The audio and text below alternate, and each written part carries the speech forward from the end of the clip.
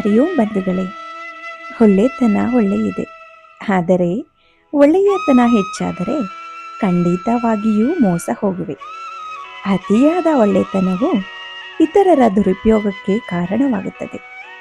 ಈಗಿನ ಸಮಾಜವು ಒಳ್ಳೆಯತನಕ್ಕೆ ಬೆಲೆ ಕೊಡುವುದಿಲ್ಲ. ಒಳ್ಳೆಯತನವು ಈ ಸಮಾಜಕ್ಕೆ ಹಾಸ್ಯಾಸ್ಪದವಾಗಿ ಕಾಣುತ್ತದೆ. ಈ ಕಲಿಯುಗದಲ್ಲಿ ಒಳ್ಳೆಯತನಕ್ಕೆ ಮೌಲ್ಯವಿಲ್ಲ. ಇಷ್ಟಕ್ಕೂ ಯಾರಿಗಾಗಿ ಈ ಒಳ್ಳೆತನ? ನಿನ್ನಷ್ಟಕ್ಕೂ ನೀನು ಒಳ್ಳೆಯತನದಿಂದ ಇರೋ ಅಷ್ಟೆ. ಅತಿಯಾದ ಮುಗ್ಧತೆ ಮತ್ತು ಒಳ್ಳೆಯತನವನ್ನು ಕೆಲವರು ದುರುಪಯೋಗಪಡಿಸಿಕೊಳ್ಳುವರು. ಒಳ್ಳೆಯತನದೊಂದಿಗೆ ಬುದ್ಧಿಯೂ ಇರಬೇಕು. ಈ ಸಮಾಜದಲ್ಲಿ ಬದುಕುವುದಕ್ಕೆ ಬರೀ ಒಳ್ಳೆಯತನವಷ್ಟೇ ಸಾಕಾಗುವುದಿಲ್ಲ. ಸರಿಯಾದ ಸಮಯದಲ್ಲಿ ಸರಿಯಾದ ಜಾಣತನವು ಮನುಷ್ಯನಿಗೆ ಇರಬೇಕು. ಪ್ರತಿ ಬಾರಿಯೂ ನಿಂದನೆಗಳಿಗೆ ಸುಮ್ಮನಿರಬೇಡ. ಒಂದೊಂದು ಬಾರಿ ತಿರುಗಿ ಬೀಳು. ಇಲ್ಲದಿದ್ದರೆ ನಿನಗೆ ಬೆಲೆ ಇಲ್ಲದಂತಾಗುತ್ತದೆ. ಏಕೆಂದರೆ ಅವರ ನಿಂದನೆಗಳು ಯಾವತ್ತೂ ನಿಲ್ಲುವುದಿಲ್ಲ. ಕೆಲವು ಬಾರಿ ನಂಬಿಕೆ ಎಷ್ಟು ಬಲವಾಗಿ ಇರುತ್ತದೆ ಎಂದರೆ ಪೂರ್ತಿಯಾಗಿ ಮೋಸ ಹೋಗುತ್ತಿರುವೆವು ಎಂದು ತಿಳಿದುಕೊಳ್ಳಲಾರದಷ್ಟು ದೌರ್ಬಲ್ಯವಾಗಿರುತ್ತೇವೆ. ಕಣ್ಣು ಹಿರದಿರುವ ವ್ಯಕ್ತಿಗೆ ಕನ್ನಡಿಯಷ್ಟು ಉಪಯೋಗಕ್ಕೆ ಬರುತ್ತದೆಯೋ, ಒಬ್ಬ ಅಜ್ಞಾನಿಗೆ ಒಂದು ಪುಸ್ತಕವೂ ಕೂಡ ಅಷ್ಟೇ ಉಪಯೋಗಕ್ಕೆ ಬರುತ್ತದೆ. ನಕ್ಷತ್ರಗಳು ಎಷ್ಟೇ ಇದ್ದರೂ ಕತ್ತಲೆಯನ್ನು ದೂರ ಮಾಡುವುದು ಒಂದು ಚಂದ್ರ ಮಾತ್ರವೇ. ಯಶಸ್ಸು ಅನ್ನೋದು ಅದೃಷ್ಟಕ್ಕೆ ಸಂಬಂಧಿಸಿರುವುದಿಲ್ಲ. ಬಹಳ ಯೋಚಿಸಿ ಮಾಡುವ ಕಾರ್ಯಕ್ಕೆ ಒಂದು ಫಲಿತ.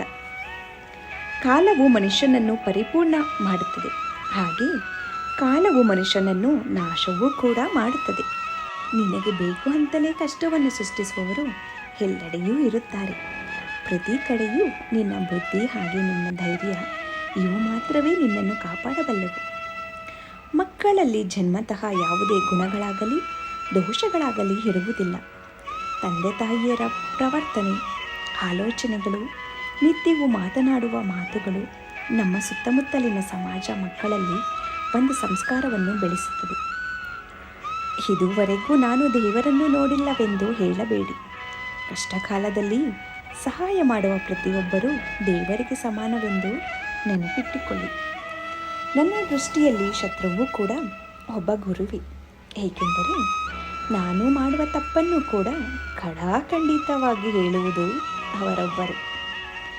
ಕತ್ತಲಲ್ಲಿ ಮಾತ್ರ ನಕ್ಷತ್ರಗಳು ಒಂದು ಸುಂದರತೆ ಕಾಣಿಸುತ್ತದೆ. ಹಾಗೆ ಕಷ್ಟದಲ್ಲಿ ಜೀವನದ ಮೌಲ್ಯ ತಿಳಿಯುತ್ತದೆ. ಮನುಷ್ಯ ಇತರರೊಂದಿಗೆ ಮಾಡುವ ಯುದ್ಧಕ್ಕಿಂತ ತನ್ನ ಮನಸ್ಸಿನೊಂದಿಗೆ ಮಾಡುವ ಸಂಘರ್ಷನೇ ತುಂಬ ದೊಡ್ಡದು.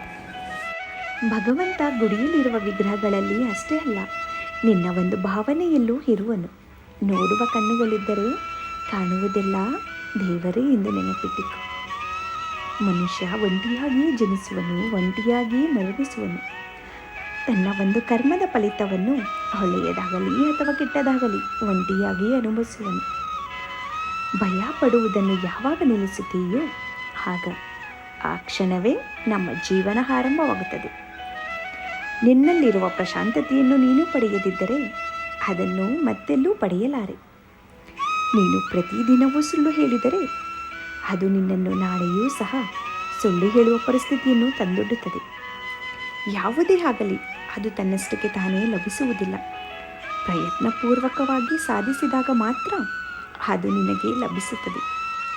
ಮಿತಿ ಮೀರಿದ ಆಸೆಗೆ ಹೋಗುವವರು ಹೆಚ್ಚಾಗಿ ಮೋಸಕ್ಕೆ ಗುರಿಯಾಗುತ್ತಾರೆ. ನೀನು ಧೈರ್ಯವಾಗಿ 1 ಹೆಜ್ಜೆ ಮುಂದಕ್ಕೆ ಹಾಕಿದರೆ ಯಶಸ್ಸು 10 ಹೆಜ್ಜೆ ಮುಂದಕ್ಕೆ ಬರುತ್ತದೆ.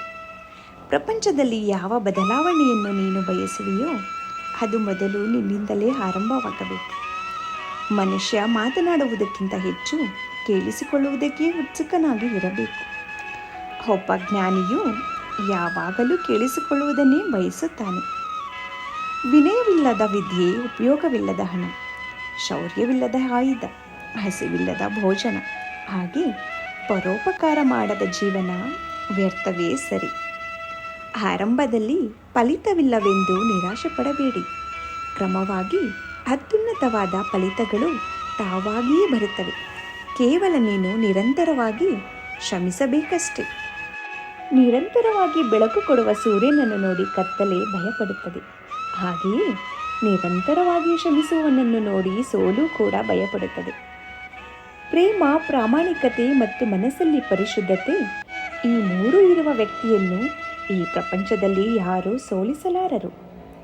ಒಂದು ಒಳ್ಳೆಯ ಉದ್ದೇಶದಿಂದ ಮುನ್ನಡೆದರೆ ಹಿಂದೆಲ್ಲ ನಾಳೆ ಯಶಸ್ಸು ತಪ್ಪದೇ ದೊರಕುತ್ತದೆ.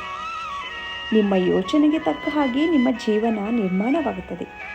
ನಿಮ್ಮನ್ನು ನೀವು ಬಲಹೀನರು ಎಂದು ಭಾವಿಸಿದರೆ ಬಲಹೀನರು, ಶಕ್ತಿವಂತರು ಎಂದು ಭಾವಿಸಿದರೆ ಶಕ್ತಿವಂತರು.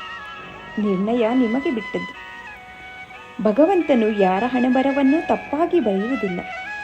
ಮನುಷ್ಯ ತನ್ನ ಆಲೋಚನಾ ವಿಧಾನ ಮತ್ತು ಜೀವನದಲ್ಲಿ ತೆಗೆದುಕೊಳ್ಳುವ ನಿರ್ಣಯಗಳಿಂದ ಸರಿ ತಪ್ಪುಗಳಾಗಬಹುದು. ಧೈರ್ಯದಿಂದ ಇರಿ, ಶಾಂತಿಯಿಂದ ಇರಿ, ಸಮಾಧಾನದಿಂದ ಇರಿ. ಖಂಡಿತವಾಗಿಯೂ ಎಲ್ಲವೂ ಒಳ್ಳೆಯದೇ ಆಗುತ್ತದೆ. ಧನ್ಯವಾದಗಳು. ನಮ್ಮ ಆರೋಗ್ಯವೇ ನಮ್ಮ ಸಂಪತ್ತು.